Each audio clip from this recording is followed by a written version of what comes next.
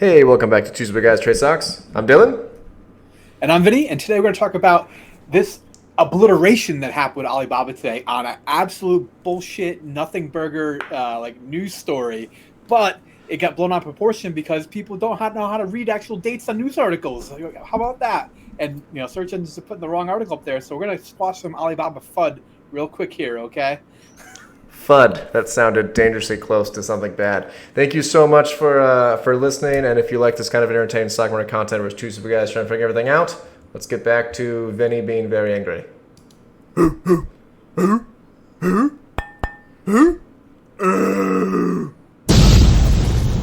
Two stupid guys trade stocks. As a recap, Right. we are filming this July 11th. That is very important. Yeah. Happy 7-Eleven Day. Yeah, so 2022, that's another important part of this whole thing. So if you're Alibaba shareholders like we are, you saw that they were down pretty massively today, 9%. It was not a pretty day, and you knew there was going to be a bad day from the pre-market, right? Because some of the Hong Kong shares were down as well. And so you start putting in the news stories, you go, oh, Alibaba got fined by the Chinese government. Damn, thought this war was over with. What the hell? And then you start Googling the news stories to find out well, how big is this fine? Why were they fined? And all these articles are coming up, and then you see this 2.8 billion, 2.8 billion, 2.8 billion. For some reason, this still ranks so highly. I don't understand it. But if you actually get to a good article that actually tells you about the story and is up to date, like this one from Reuters, that's not Reuters, that's Reuters, from July 10th. Okay, this is yesterday. Talks about the State Administration of Market Regulation released a list of 28 infractions that occurred, and Alibaba appears on this list 5 of those times, right? All right, so they did 5 out of these 28 things, and Tencent was unfortunately responsible for 12 of them. That's their own shareholders, I guess, issue. The real kind of important part that at least Reuters included in this article is, all right, 5 infractions. What does this mean? Each one is maximum potential fine of up to $75,000, basically. $74,688. So you throw that in a little calculator here to see, I don't know, how much is that? $373,000. Right? You think Alibaba can afford a $373,000 fine? Well, how much cash do they have on hand? Dylan, that is a fantastic question. It's a fantastic question. Thanks for the leading question. It's no problem. I got a little bit distracted here. So this is Everything Money software. Actually, I use their kind of software. I'm a fan of their kind of work basically here. Sorry, trying to get me to sign up. Yeah, I know, right? It's amazing how that works. Just pop-ups everywhere. But Alibaba, the one I frequently hit up here, are going to go to their balance sheet just because I like their format. It's a little bit simpler to understand here. $67.74 billion in total. That's a lot of DEMP right there. 28 in liquid cash and another $40 billion in short-term investments. You think they can afford a $373,000 fine? Yes, I'm going to go with they definitely can. Yeah, I'm inclined to agree with you. There are some good articles that actually did call it out accurately, like this one here, Seeking Alpha, which is, it depends on who wrote the article. Real hit or miss right there. Yeah. It could be a great article or it could just be the worst. Yeah, but I appreciate the fact that this one is accurate.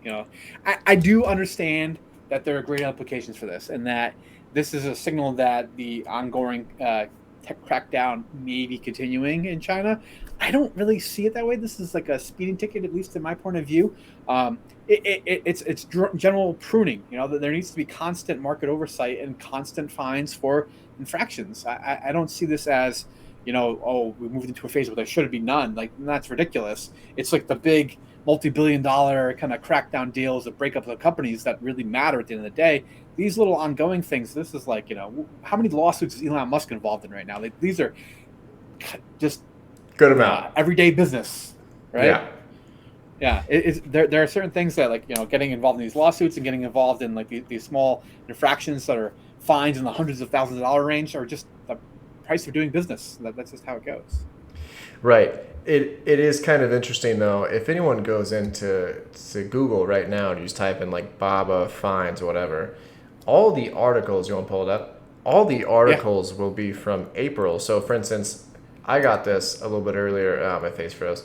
I got this a little bit earlier, and I kind of noticed. That they're all from April, but they're really well timed at the top of Google, and I even fell for it because I was at work and I set my phone. I was like, "Oh, Vinny, they got fined another 2.8 billion." Yeah, I was like, that's the same number as last time. That's kind of odd. And then like we dig a little bit deeper and find out that's not the case. And these were April of 2021. I will highlight to you too. Those are over a year old, Yeah, great. but somehow still ranking highly. And it's just how it goes. I guess the old Google algorithm favors the institutional investor that decided to go ahead and crush the stock today. I don't know if you want to pull up the chart. Yeah, not pretty. Got it ready.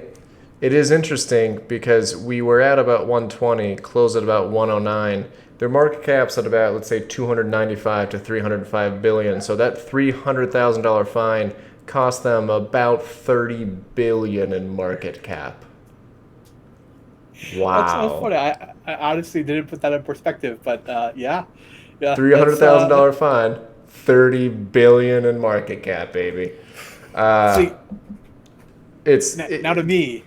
huh? Go for it. Say what you're gonna say. So throughout the day here, it was just straight down.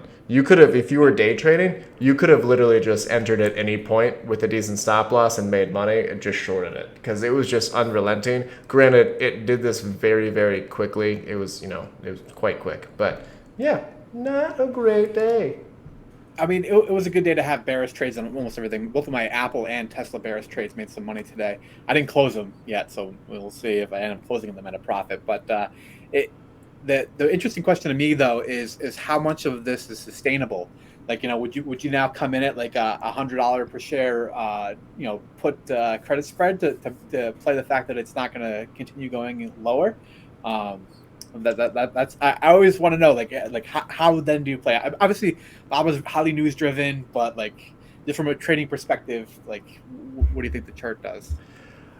So I need, in short, I need more days of evidence because this was a $300,000 fine that marked off 30 billion market cap. So it's not rational in any way. The entire, I'm gonna pronounce this wrong, Hang Seng index fell 3% as a whole, all because Tencent and Alibaba plunged, right?